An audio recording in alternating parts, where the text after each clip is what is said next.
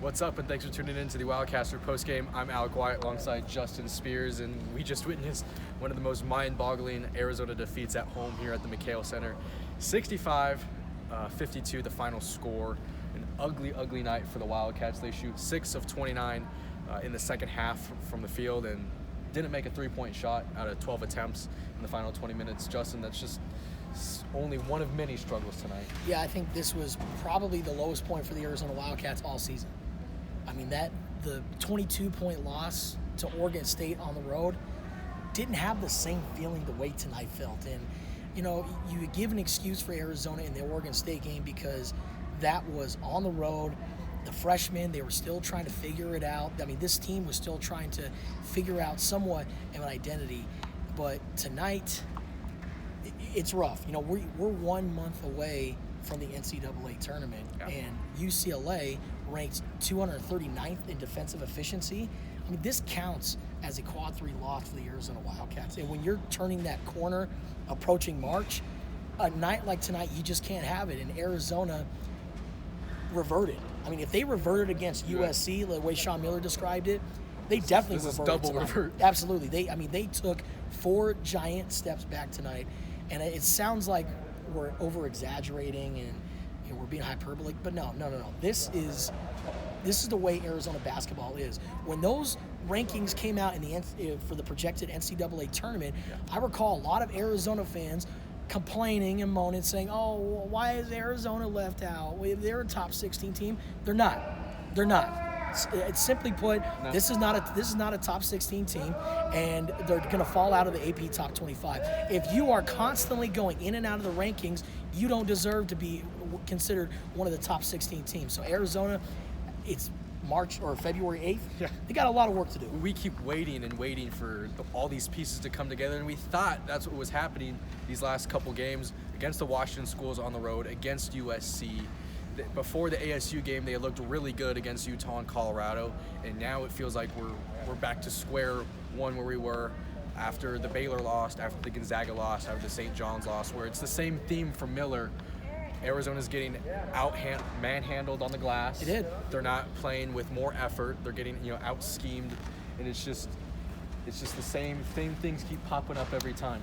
Yeah, well, Mick Cronin and Sean Miller, they have history together, going back to the Atlantic 10 when Sean Miller was at Xavier, Mick Cronin when he was in the Big East with Cincinnati.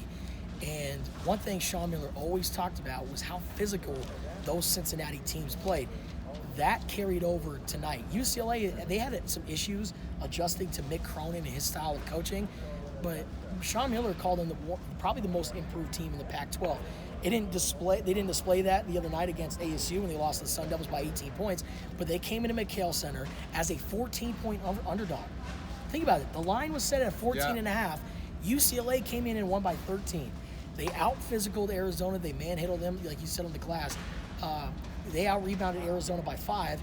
Arizona had the rebounding advantage by 4 at halftime. So UCLA really dominated the glass in the second half. They proved that they were the more physical team, and they laid the blueprint for other teams when they're going to play Arizona. If you just come in and just knock them around, be physical, Arizona might fold, and they showed that tonight. It starts at the top. Nico Mannion, the point guard for the Wildcats, the tone setter for this team. Offensively, he just did not have it. 2 of 12 from the field, 1 3-pointer from him, 0 assists. Only the second time that's happened for the freshman since this season. The last time was against ASU when Arizona blew the 22-point lead. So some similar themes keep popping up. Justin, I know the Pac-12 is in limbo right now, Colorado at the top, but everybody else seems to be losing and not finding rhythm. Oregon lost today to Oregon State.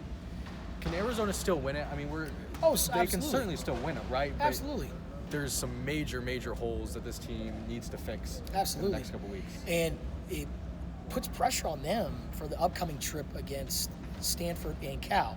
Now, if you're an Arizona fan, you got to be feeling pretty good about this trip because Cal, a very pedestrian, middle-of-the-road team. And Stanford, on the other hand, while they have been probably the most surprising team in the Pac-12, they lost arguably their best player in Oscar Da Silva, who had a very scary injury against Evan Batty in Colorado. But I think this is a must-win weekend for the Arizona Wildcats. If they, as these guys were yelling about cleanup, it sounds like Sean Miller all night, yelling at Arizona. Got to clean up. You got to be able. You got to do your job. Arizona didn't do their job. Mess all over the court. But going tonight. back to the Bay Area trip, I mean, this is a must-win weekend for Arizona. They can't split on the road. They got to come back if they want a chance at winning the Pac-12. I really think they got to sweep Stanford and Cal. It's doable, and Sean Miller's never lost to Stanford. But as you know, Alec, it's very tough to win on the road in the Pac-12. So the pressure is on Arizona. How will they answer the bell? That's a big question. All right, thanks for tuning into the Wildcaster postgame. For more coverage, go to Tucson.com and follow us on Twitter at the Wildcaster, and be sure to download the free Wildcaster app. For Justin, I'm Alec. We'll see you next time. Clean up the popcorn.